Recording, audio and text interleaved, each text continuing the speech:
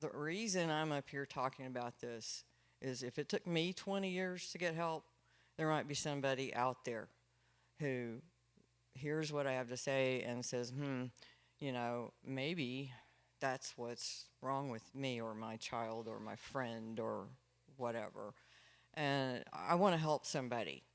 Otherwise, I have absolutely no desire to talk about this, tell you the truth. Um, but the reason that I even remember that it started around age 10 or 11 is I have this little snippet of memory of sitting there watching the show Laugh-In. Has anybody heard of Laugh-In? Okay, thank you. Um, and that aired, late 60s, very early 70s, and I remember watching it with my parents, and the thought I was having, and I'll never forget this, and that's how I get the time reference, is that at least I get to laugh for an hour before I go back into sadness. Uh, that's all I really remember. And so sometimes I think I'll see something, hear something, who knows, smell something that'll trigger a memory that will sometimes bring back the anxiety. Mostly I'm doing okay now, but back then I just had to get through the day. I managed, but things got worse later. About age 13 ish, I discovered marijuana and started self medicating. I could get pot easier than I could get alcohol at that age. You know, it was probably cheaper too. I don't know. Uh, it didn't. It didn't really help in that it didn't fix anything, um, but it made me not care.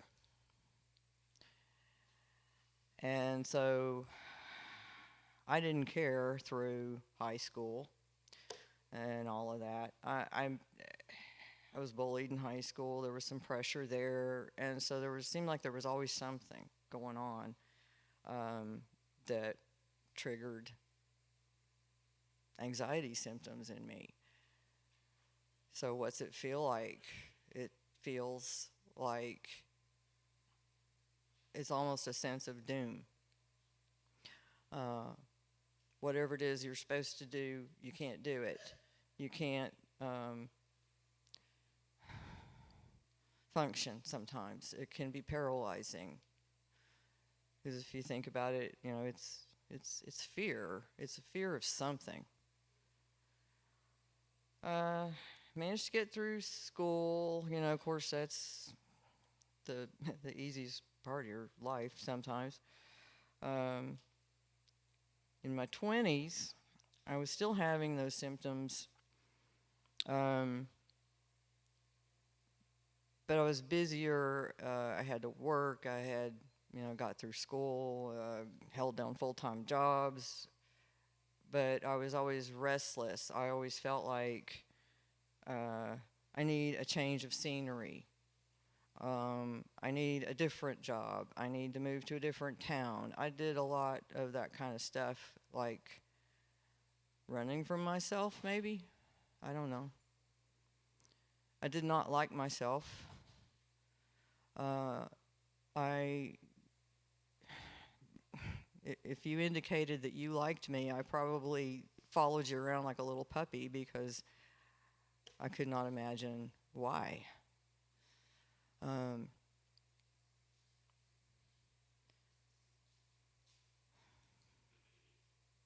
my grades suffered when I was in college. But you know what? I graduated. And that's how I look back at it now because it's amazing that I did. And the full-time jobs, considering how I felt, That's another amazing thing, too. So it was manageable with either self med or ignoring it, or just this is what life is, I guess, till I got to around 30 and had my first panic attack. Anybody have one of those? Fun, huh? Yeah. One minute I'm sitting there and I'm watching a movie in a movie theater, and something like a big fog in my head, kind of. And I said to the person I was with, I don't feel good. I'm going to the lobby. Well, I didn't make it to the lobby. I passed out cold on the floor. And I'm sure that was interesting for everybody watching that movie. I don't remember it. All I remember is opening my eyes and there's a bunch of people looking at me. And I'm on the floor. And I'm wondering why I'm on the floor. And they're saying they called an ambulance. And I'm going, why'd you call an ambulance? Because you're on the floor. Why am I on the floor? We don't know. Do you know? No. So I went to the hospital. I don't know. Yeah, I mean, if I'd have ever heard of a panic attack, but that was the first time I ever heard of that, and I was around 30. They took me to the emergency room. They couldn't find anything wrong with me, and then I kind of sensed I was being ignored. You know, everybody just sort of disappeared at one point, you know, and this nurse came in and she said, do you have a panic attack or something? I don't know. Did I? You know, can you tell me what's a panic attack? Well, I can tell you how it was for me, and I already did. I just felt like the world was spinning all of a sudden, and I just felt like I need fresh air. And I couldn't make it to the fresh air. I didn't have another big panic attack like that. It was sort of like an earthquake. It was like I had my big one where I passed out and all that, and then I had sort of like aftershocks after that, where I'd sort of feel it coming on. I learned to ride with it. I learned to let it, like, not get upset about it. If I could define it now that I know what it is, I got a name for it, and that helped. It's like, okay, all this is a panic attack. Just roll with it. Isn't that cute? I'm having a little panic attack here. And I learned that calmed my nerves down and kept the attack from actually happening. So that's how I managed that. Agoraphobia. That was the next one I got to have. Anybody have that one?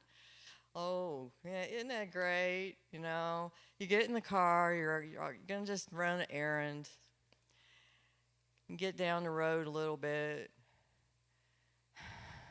and you start, like, hyperventilating, I'm getting dizzy, I'm going to pass out. Is this light ever going to change? I'm okay if I'm moving. I'm not, you know what, now I'm not okay if I'm moving. I think I need to go home. I don't know how many times I did that. And I was in a new city. I didn't even have a doctor, you know. I still didn't know what was wrong. All I knew, I thought, okay, I'm living in a new town. Maybe it's just some kind of nerves from living in a new town or something. I don't know what that is, but I just, it's just so hard to leave the house and not feel like I'm going to get sick. And get this, I was working in outside sales.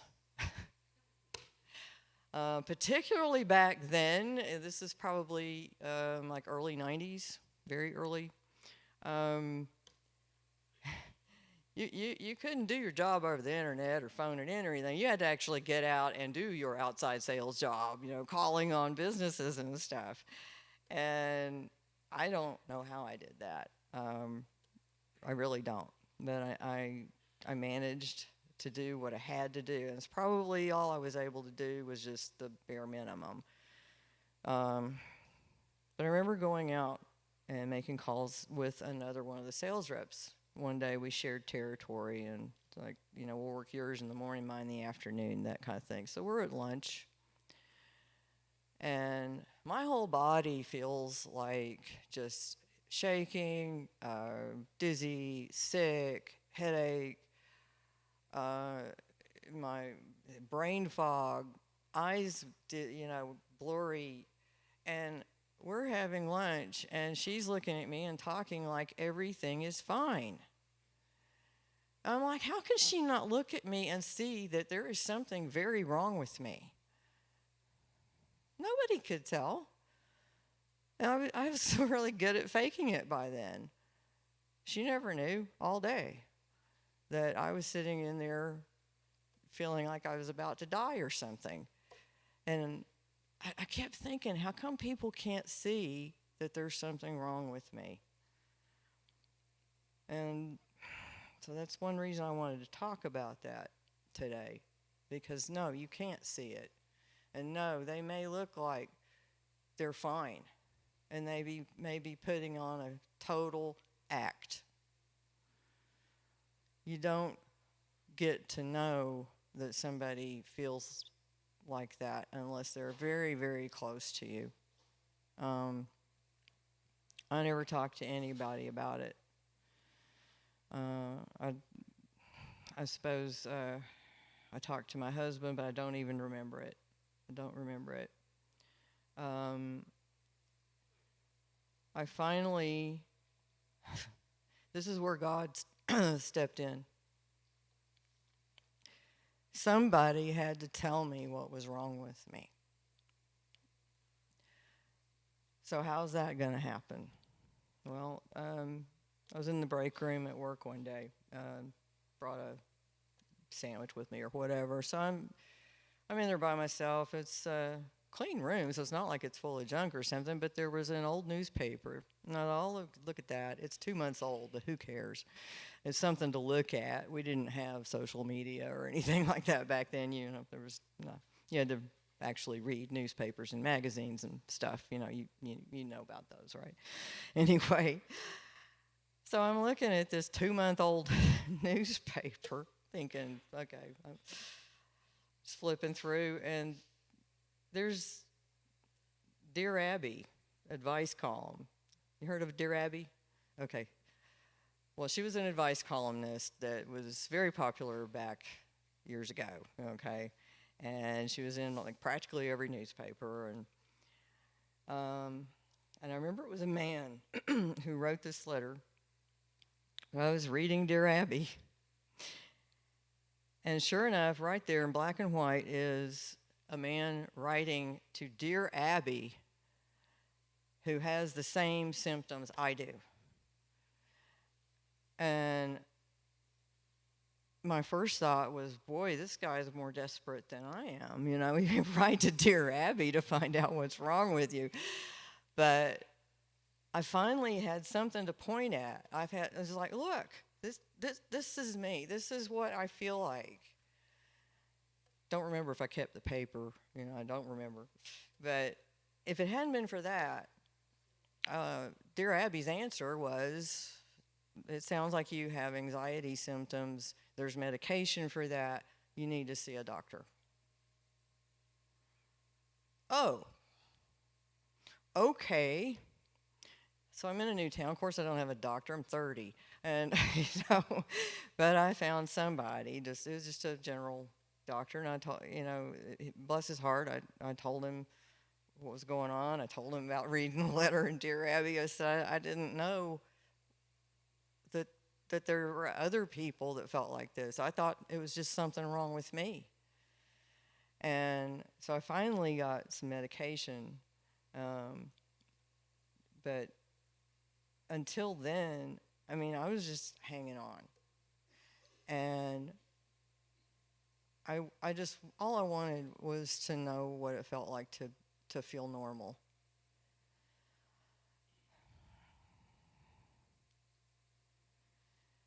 Well, this is my normal. And I've been on medication since then, different ones and all. But I don't talk about it. And if we don't talk about it, then who's going to know? It's just like me having to lean on something I read in an old Dear Abby column. How am I going to know? How are you going to know? Your friend that may have that problem, how do they know what it is?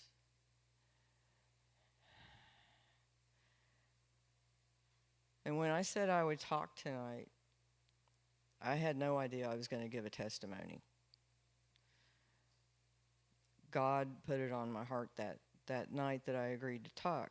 I thought, oh, I'll get up and I'll just, Bible verses about mental health and stuff. And no, you're giving your testimony. You're going to tell people what it felt like, what you went through, because somebody else out there needs to hear it.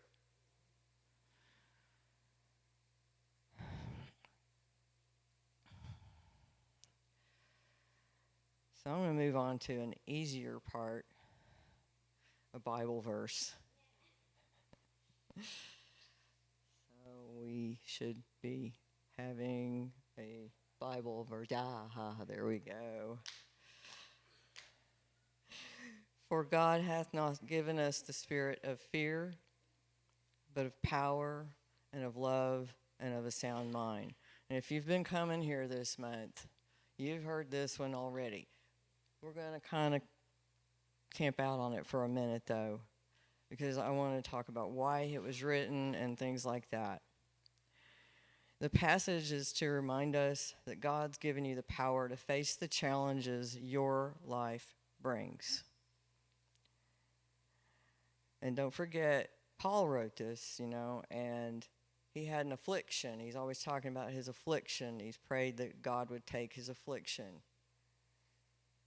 Well, we've all kind of figured out that whatever his affliction was, it made him sit and write to all these people, and because of that, we have most of the New Testament. So I don't know if this is an affliction that God's bestowed on me, but if it is, then I hope that he comes out with what it is for soon. 2 Timothy is a little different than other letters that Paul wrote, including 1 Timothy. 2 Timothy is more personal. Paul is Timothy's mentor, and he's aware of the difficult road ahead. Paul's offering encouragement and reminding Timothy to stay the course, continue in his faith, and remember his faith in God and the gifts God gave him. In the previous verse, Paul's reminding Timothy to not neglect the gifts God gave him, but to grow them and fan them into flame. And that's what God and we expect of ourselves today. So God hath not given us a spirit of fear. As Christians, we are sometimes tempted to avoid conflict, be timid, shrink to fear. Paul's reminding Timothy where his spirit came from, that he has a spirit of God in him, not a spirit of fear. Fear paralyzes us, enslaves us, and keeps us from living the life God meant for us to have. There are things in the world worthy of our fear. There's something called a healthy fear. I had a healthy fear of my mom. That kept me out of a lot of trouble. But since God is bigger than the things that we fear, we have his power within us. Jesus followers have the Spirit of God, and we can walk through this life unafraid. Love. We have to love ourselves, and that was a tough one for me. But Jesus says the world should be able to recognize his followers by their love. He sums up the world into 2 commandments: love God, love each other. And a sound mind.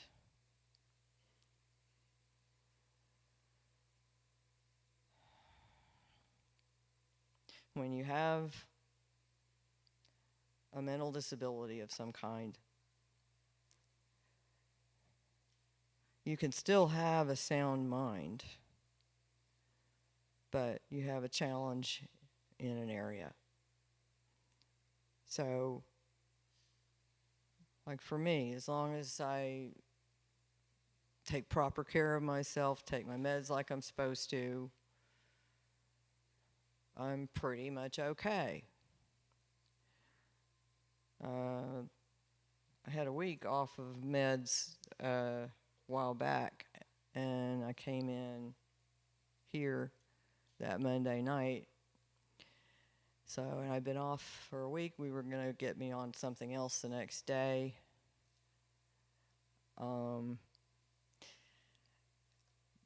By applause, did I cry?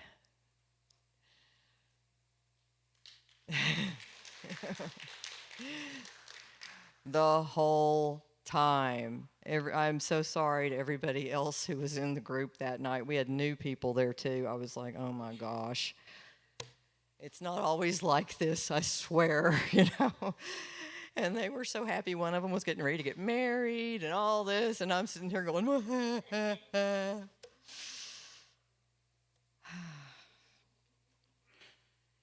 The Spirit of God gives us self-control.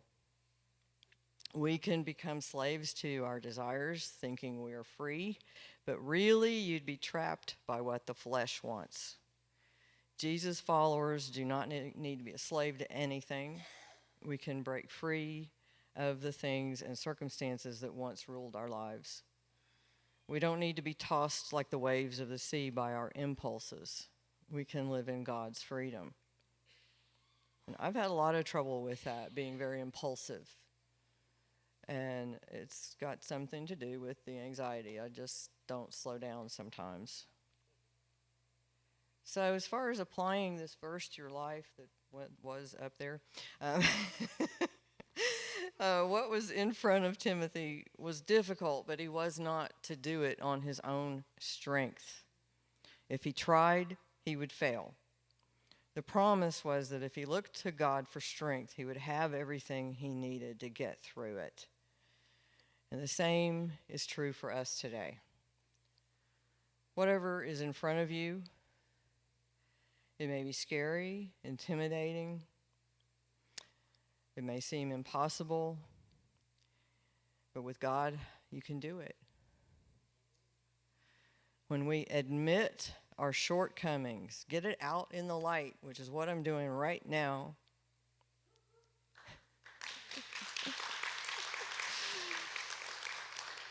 God will sustain us.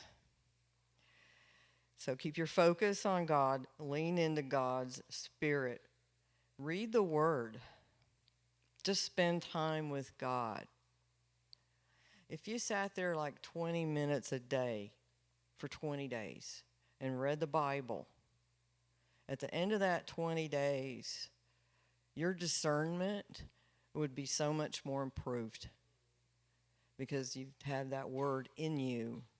You know, that's why they're always wanting us to read the Bible every day. Because if you do that and you get those words in you, it's like something comes along that's not a good thing for you. It almost smacks you in the face. It's like, no, you know, this is not God's way. So if you get away from it and quit reading it for a while, then you kind of forget and you kind of slide back into the old, I'll do what I want thing. So find ways you can connect with God and then do it regularly. Make time for Him. Forget about self-confidence. Develop God confidence. And there's a verse out of the Message that I really like. Oh, goody. I like the way it reads. In 1 Corinthians 10:13, no test or temptation that comes your way is beyond the course of what others have had to face. In other words, you are unique. You've been knit together specially a certain way. You're unique. I'm unique. But our circumstances, the world we live in, is not. It's the same with everybody else. Everybody else has to live in that world too. So others have been where you are. That helped me a lot with anxiety. When I just remember I'm not the only person out there that has this. Somebody else does too. Maybe half the people in the room, I don't know. But it helps me to know that I'm not the only one. And since everybody keeps that stuff in the dark, the only way you can know is through words like this. All you need to remember is that God will never let you down. He'll never let you be pushed past your limit. He'll always be there to help you come through. Others have been where you are, so don't feel alone. I also wanted to share something about baptisms since we're having baptisms next month, because this was a really real thing that happened with me. I was baptized when I was 12 because I wanted the grape juice and cracker. Grape juice was my drink. I was 12, right? Well, it became my drink later too, but anyway.